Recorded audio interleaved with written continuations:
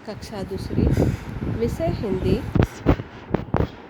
हमारे त्योहार।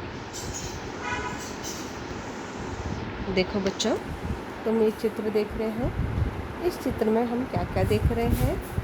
हम देख रहे हैं एक जो मनुष्य है घर के दरवाजे पे खड़ा है और घर के दरवाजे के ऊपर तोरण लगा हुआ है, कंदील टंगी हुई है।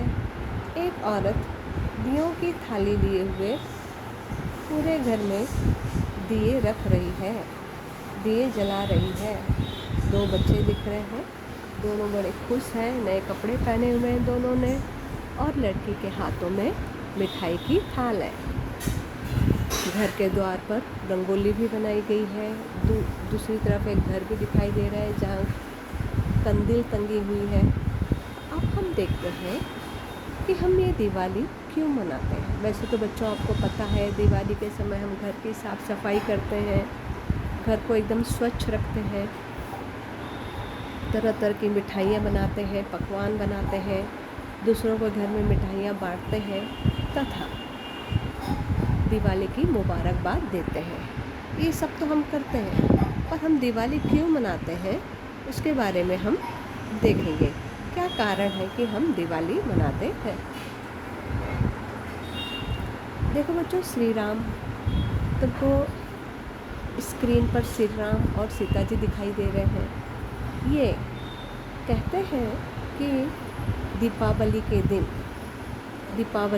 दिन अयोध्या लौटे थे। 14 साल का वनवास भोगकर अयोध्या लौटे थे और उस दिन कार्तिक अमावस्या थी। कार्तिक अमावस्या के दिन वो घर लौटे थे। अमावस्या के दिन चाँद दिखाई नहीं देता, तो लोगों ने राम जी के आने की खुशी में पूरे नगर को दियों की रोशनी से उजाला कर दिया था। खुशी बड़ी दियों की रोशनी से पूरे नगर को उजाला कर रखा था, इसलिए दिवाली मनाई जाती है श्री राम जी की अयोध्या लौटने की खुशी में। दूसरा कारण यह बताया जाता है कि समुद्र मंथन हुआ था। समुद्र मंथन में इसी दिन यानी कार्तिक अमावस्या के दिन लक्ष्मी जी अवतरित हुई थी। अवतरित होना यानी प्रकट होना, यानी उनका संसार में आना। दीपावली के दिन ही वो अवतरित हुई थी और उन्हें धन वैभव की लक्ष्मी कहा जाता है। वे इसलिए हम कार्तिक अमावस्या को उनका लक्ष्मी पूजन करते हैं। इस तरह हमने देखा। देखो बच्चों, देखो चित्र में तुमको दिखाई भी दे रहा है कि समुद्र मंथन हो रहा है। जैसे मम्मी घर में छाछ छोलते हुए देखा है कभी? हाँ, वे देखो उसी तरह ये समुद्र का मंथन कर रहे हैं और ऊपर तुमको दिखाई दे रहा होगा कि लक्ष्मी जी, यहाँ पर दिखाई दे रहा होगा लक्ष्मी जी अवतरित हुई है। तो उस दिन हम लक्ष्मी जी का पूजन करते हैं कार्तिक अमावस्या के दिन। और हमारा जो हिंदुओं का धर्म ग्रंथ है वो है रामायण और गीता।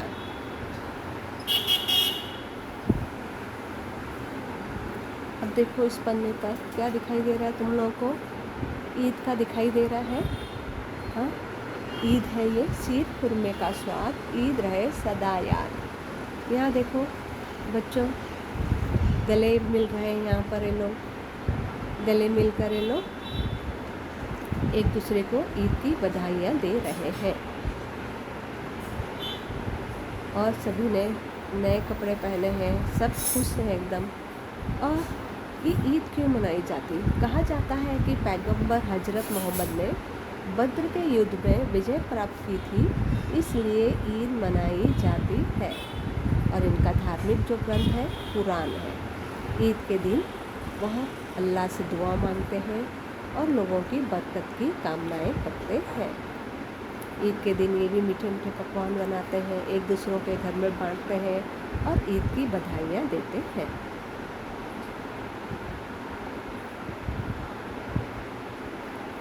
अब हम यहाँ देख लें, सांता आया उपहार लाया। सांता आया उपहार लाया। देखो बच्चों, क्रिसमस का है ये। क्रिसमस को हम नाताल भी बोलते हैं। यहाँ तुमको सांता दिख रहा है ना, लाल कपड़ों में, सफ़ेद दाढ़ी में। ये छोटे बच्चों को उपहार बांटते हैं। नाताल के समय यानी क्रिसमस के समय ये लोग केक काटते हैं, मोमबत्ती से घरों में उजाला करते हैं, ये लोग कंदील भी जलाते हैं। और यहाँ देख रहे हो तुम, क्रिसमस ट्री दिखाई दे रही है, क्रिसमस ट्री को भी सजाते हैं। अब हम देखेंगे कि ये जो नाताल है वो क्यों मनाया जाता है। यीशु मसीह, इनका जन्म 25 दिसंबर को हुआ था। इसी उपलक्ष्य में नाताल मनाया जाता है। इनकी माता का नाम मरियम था और पिता यूसुफ थे। तो क्रिश्चियन लोगों का जो धार्मिक ग्रंथ है वो है बाइबल। अब हम यहाँ देख रहे हैं बैसाखी का त्यौहार। देख रहे हैं खेतों में फसल लहला रही है और लोग खुशी से झूम उठे हैं, ढोलक बजा रहे हैं। अब वे पारंपरिक वेशभूषा में है। ये सिख लोग, पंजाबी लोग आप देख रहे हो पगड़ी पहने हुए भांगड़ा नृत्य करते हुए देख रहे हो। इनका ये जो नृत्य है भांगड़ा, बैसाखी के दिन ये खूब धूमधाम से बैसाखी मनाते हैं, भांगड़ा नृत्य करते हैं। अब हम देखेंगे कि बैसाखी क्यों मनाते हैं।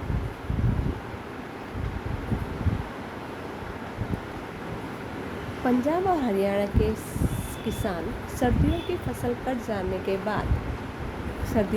काट लेने के बाद नए साल की खुशियों के रूप में यह त्यौहार मनाते हैं।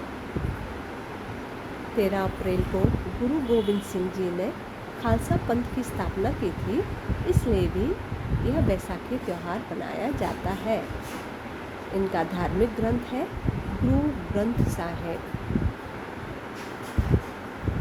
Thank you.